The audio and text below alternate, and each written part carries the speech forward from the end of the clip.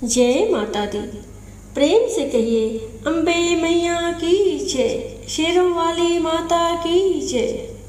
आज हम सुनेंगे बहुत ही पुण्यदायी माता के जागरण की तारा रानी की कथा, यानी जागरण तारा रानी की कथा। जागरण के बाद भंडारा क्यों करना चाहिए? माँ दुर्गा का जागरण वैसे तो साल भर में कभी भी आयोजित किया जा सकता है, लेकिन नवरात्रि में अष्टमी और नवमी तिथि पर माता रानी के जागरण का विशेष तौर पर आयोजन कई जगहों पर किया जाता है। लेकिन क्या आप जानते हैं, माता रानी का जागरण बिना तारा रानी की कथा के अधूरा माना जाता है। कहा जाता है कि नवरात्रों में या माता के जागरण में तारा रानी की कथा को जो मनुष्य भक्ति पूर्वक पढ़ता या सुनता है, उसकी सभी मनोकामनाएं पूर्ण होती हैं, सुख समृद्धि बढ़ती है, शत्रुओं का नाश होता है। इसलिए आप सभी भी यह पावन कथा पूरी श्रद्धा के साथ अंत तक सुनकर आप भी माता रानी की कृपा प्राप्त करें। तो आइए सुनते हैं तारा रानी की पुण्यदायी पावन कथा। माता जागरण कथा। कथा इस प्रकार है। एक राजा था जिसका नाम स्पर्श था। वह माँ भगवती का बहुत बड़ा पुजारी था। वह रात दिन माँ दुर्गा की पूजा किया करता था। माँ ने भी उन्हें राजपाट, धन दौलत, ऐशो आराम के सभी साधन दिए थे। कमी थी तो सिर्फ यह कि उनके घर में कोई संतान नहीं थी। यह गम उन्हें दिन रात सताता था। वो माँ से यही प्रार्थना करते थे कि माँ उन्हें एक संतान दे, ताकि उनका वंश चलता रहे। माँ ने उसकी पुकार सुन ली। एक दिन माँ ने आकर राजा को स्वप्न में दर्शन दिए और कहा कि माँ उसकी भक्ति से बहुत प्रसन्न है। उन्होंने राजा को 2 पुत्रियां प्राप्त होने का वरदान दिया। कुछ समय के बाद राजा के घर में एक कन्या ने जन्म लिया। राजा ने अपने राज दरबारियों को बुलाया, पंडितों और ज्योतिषियों को बुलाया और बच्चे की जन्म कुंडली तैयार करने का हुक्म दिया। पंडितों और ज्योतिषियों ने उस बच्ची की जन्म कुंडली तैयार की और कहा, हे राजन, यह कन्या तो साक्षात देवी है। यह कन्या जहाँ भी कदम रखेगी वहाँ खुशियाँ ही खुशियाँ होंगी। यह कन्या भी भगवती की पुजारिन होगी। उस कन्या का नाम तारा रखा गया। थोड़े समय बाद राजा के घर वरदान के अनुसार एक और कन्या ने जन्म लिया। मंगलवार का दिन था। पंडितों और ज्योतिषियों ने जब जन्म कुंडली तैयार की तो उदास हो गए। राजा ने उदासी का कारण पूछा तो वे कहने लगे, महाराज, यह कन्या आपके लिए शुभ नहीं है। राजा ने उदास होकर ज्योतिषियों से पूछा कि मैंने ऐसे कौन से बुरे कर्म किए हैं जो कि इस कन्या ने मेरे घर में जन्म लिया है। उस समय ज्योतिषियों ने अपनी ज्योतिष लगाकर बताया। कहने लगे कि ये दोनों कन्याएं जिन्होंने आपके घर में जन्म लिया है, पिछले जन्म में राजा इंद्र की अप्सराएं थी। इन्होंने सोचा कि हम भी मृत्यु लोक में भ्रमण करें तथा देखें कि मृत्यु लोक पर लोग किस तरह रहते हैं। दोनों ने मृत्यु लोक पर आकर एकादशी का व्रत रखा। बड़ी बहन का नाम तारा था, छोटी बहन का नाम रुकमन। बड़ी बहन तारा ने अपनी छोटी बहन से कहा कि रुकमन, आज एकादशी का व्रत है, हम लोगों को आज भोजन नहीं खाना, तू बाजार जाकर फल ले आ। रुकमन बाजार फल लेने के लिए गई। वहाँ उसने मछली के पकोड़े बनते देखे। उसने अपने पैसों के 2 पकोड़े खा लिए तथा तारा के लिए फल लेकर वापस आ गई। फल उसने तारा को दे दिए। तारा ने पूछा कि तू अपने लिए फल क्यों नहीं लाई? तो रुकमन ने बताया कि उसने मछली के पकोड़े खा लिए हैं। उसी वक्त तारा ने शाप दिया, जा नीच, तूने एकादशी के दिन मांस खाया है, नीचों का कर्म किया है, जा मैं तुझे शाप देती हूँ, तू नीचों की जून पाए, छिपकली बनकर सारी उम्र मांस ही कीड़े मकोड़े खाती रहे। उसी शहर में एक ऋषि गुरु गोरख अपने शिष्यों के साथ रहते थे। उनके शिष्यों में एक चेला तेज स्वभाव का तथा घमंडी था। एक दिन वो घमंडी शिष्य पानी का कमंडल भरकर खुले स्थान में एकांत में जाकर तपस्या पर बैठ गया। वो अपनी तपस्या में लीन था। उसी समय उधर से एक प्यासी कपिला गाय आ गई। उस ऋषि के पास पड़े कमंडल में पानी पीने के लिए उसने मुंह डाला और सारा पानी पी गई। जब कपिला गाय ने मुंह बाहर निकाला तो खाली कमंडल की आवाज़ सुनकर उस ऋषि की समाधि टूटी। उसने देखा कि गाय ने सारा पानी पी लिया था। ऋषि ने गुस्से में आकर उस कपिला गाय को बुरी तरह चिमटे से मारा। वह गाय लहूलुहान हो गई। यह खबर गुरु गोरख को मिली। उन्होंने जब कपिला गाय की हालत देखी तो उस ऋषि को बहुत बुरा भला कहा और उसी वक्त आश्रम से निकाल दिया। गुरु गोरख ने गाय माता पर किए गए पाप से छुटकारा पाने के लिए कुछ समय बाद एक यज्ञ रचाया। इस यज्ञ का पता उस शिष्य को भी चल गया जिसने कपिला गऊ को मारा था। उसने सोचा कि वह अपने अपमान का बदला जरूर लेगा। यज्ञ शुरू हो गया। उस चेले ने एक पक्षी का रूप धारण किया और चोंच में सर्प लेकर भंडारे में फेंक दिया, जिसका किसी को पता न चला। एक छिपकली जो पिछले जन्म में तारा देवी की छोटी बहन थी तथा बहन के शाप को स्वीकार कर छिपकली बनी थी, सर्प का भंडारे में गिरना देख रही थी। उसे त्याग व परोपकार की शिक्षा अब तक याद थी। वह भंडारा होने तक घर की दीवार पर चिपकी समय की प्रतीक्षा करती रही। कई लोगों के प्राण बचाने हेतु उसने अपने प्राण न्योछावर कर लेने का मन ही मन निश्चय किया। अब खीर भंडारे में दी जाने वाली थी। बांटने वालों की आंखों के सामने वह छिपकली दीवार से कूदकर कढ़ाई में जा गिरी। नादान लोग छिपकली को बुरा भला कहते हुए खीर की कढ़ाई को खाली करने लगे। उन्होंने उसमें मरे हुए सांप को देखा। तब सबको मालूम हुआ कि छिपकली ने अपने प्राण देकर उन सब के प्राणों की रक्षा की है। उपस्थित सभी सज्जनों और देवताओं ने उस छिपकली के लिए प्रार्थना की कि उसे सब योनियों में उत्तम मनुष्य जन्म प्राप्त हो और अंत में वह मोक्ष को प्राप्त हो। तीसरे जन्म में वह छिपकली राजा स्पर्श के घर कन्या जन्मी। दूसरी बहन तारा देवी ने फिर मनुष्य जन्म लेकर तारामती नाम से अयोध्या के प्रतापी राजा हरिश्चंद्र के साथ विवाह किया। राजा स्पर्श ने ज्योतिषियों से कन्या की कुंडली बनवाई। ज्योतिषियों ने राजा को बताया कि कन्या आपके लिए हानिकारक सिद्ध होगी, शकुन ठीक नहीं है, अतः आप इसे मरवा दीजिए। राजा बोले, लड़की को मारने का पाप बहुत बड़ा है, मैं उस पाप का भार नहीं बन सकता।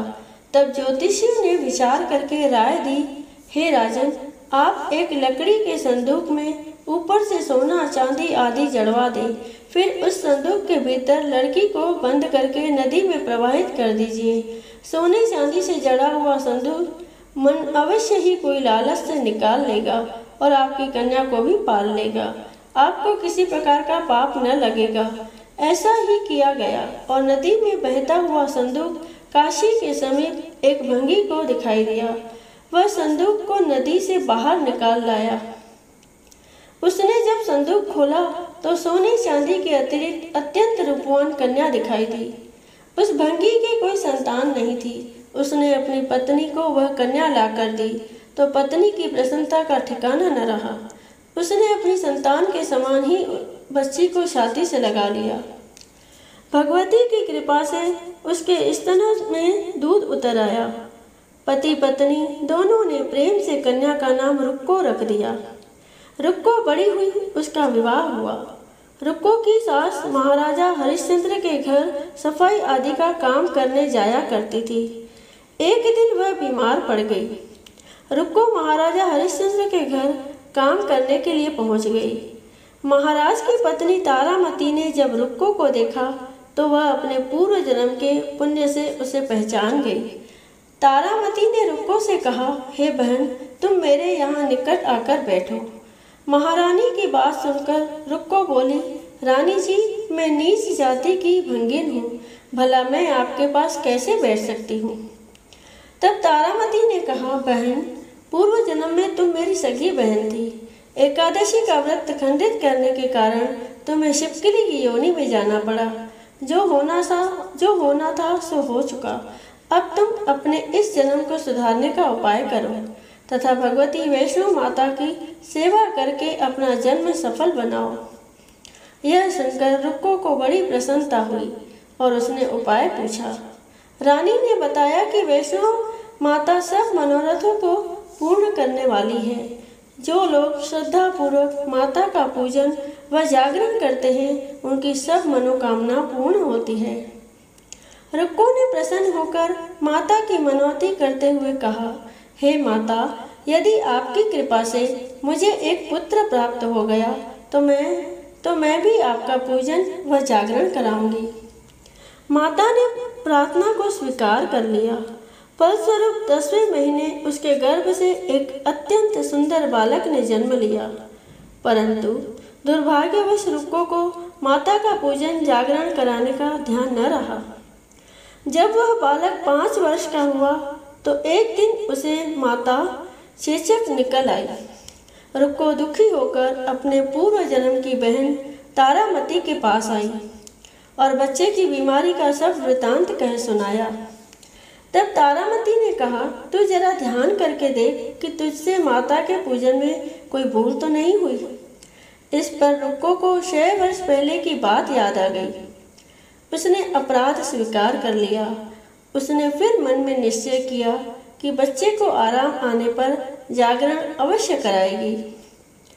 भगवती की कृपा से बच्चा दूसरे दिन ही ठीक हो गया।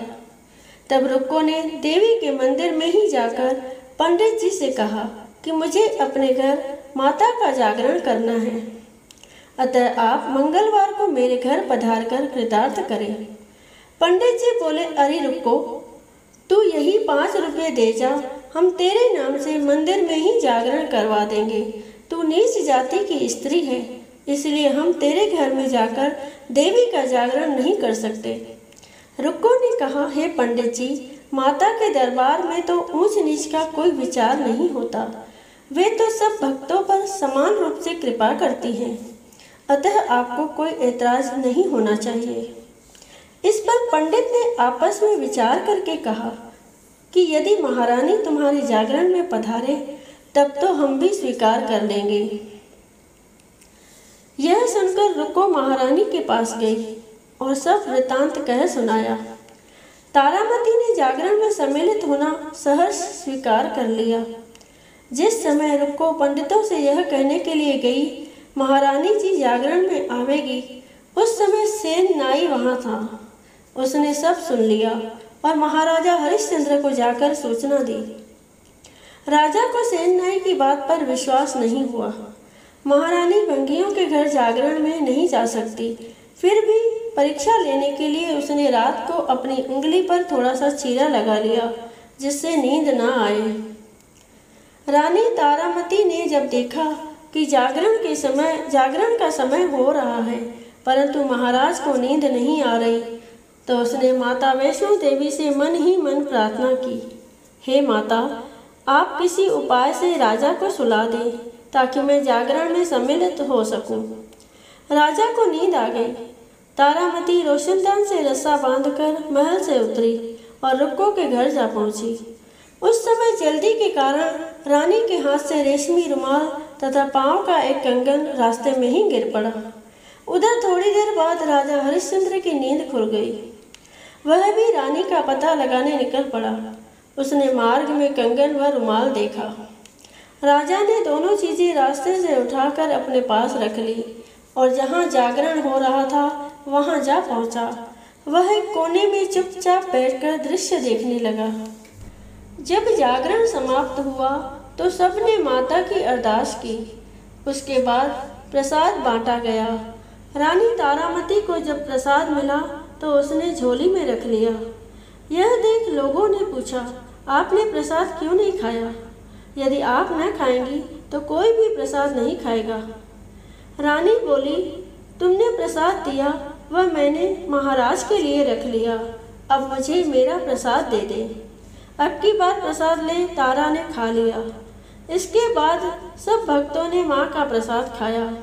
इस प्रकार जागरण समाप्त करके प्रसाद खाने के पश्चात रानी तारामती महल की तरफ चली।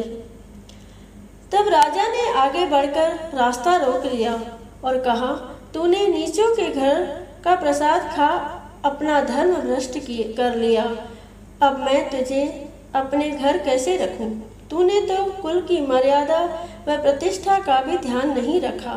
जो प्रसाद तू अपनी झोली में मेरे लिए लाई है उसे खिला, मुझे भी तू अपवित्र करना चाहती है। ऐसा कहते हुए जब राजा ने झोली की ओर देखा तो भगवती की कृपा से प्रसाद के स्थान पर उसमें चंपा, गुलाब, गेंदे के फूल, कच्चे चावल और सुपारियां दिखाई दी। यह चमत्कार देख राजा आश्चर्यचकित रह गया। राजा हरिश्चंद्र रानी तारा को साथ लेकर महल लौट आए। वहीं रानी ने ज्वाला मैया की शक्ति से बिना माचिस या चकमक पत्थर की सहायता के राजा को अग्नि प्रज्वलित करके दिखाई, जिसे देख राजा का आश्चर्य और बढ़ गया। रानी बोली, प्रत्यक्ष दर्शन पाने के लिए बहुत बड़ा त्याग होना चाहिए। यदि आप अपने पुत्र रोहिताश्व की बलि दे सके तो आपको दुर्गा देवी के प्रत्यक्ष दर्शन हो जाएंगे। राजा के मन में तो देवी के दर्शन की लगन हो गई थी। राजा ने पुत्र मोह त्याग कर रोहिताश्व का सिर देवी को अर्पण कर दिया।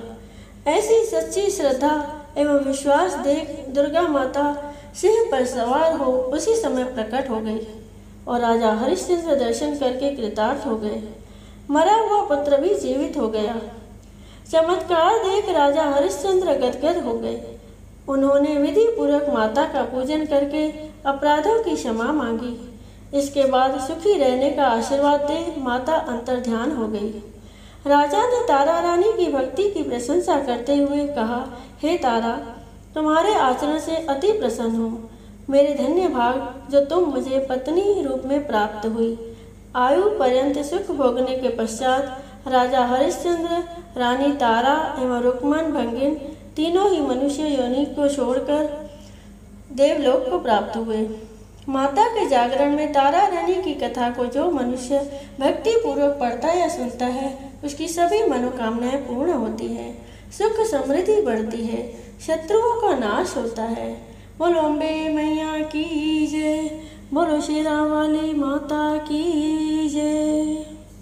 अगर आपको मेरी सुनाई हुई कथाएं पसंद आती हों तो वीडियो को लाइक करें, शेयर करें और हाँ, न्यू वीडियो देखने के लिए मेरे चैनल को सब्सक्राइब करें और साथ में लगे बेल आइकन को ऑल पर क्लिक करें ताकि मेरे नए वीडियो का नोटिफिकेशन आपको तुरंत मिले।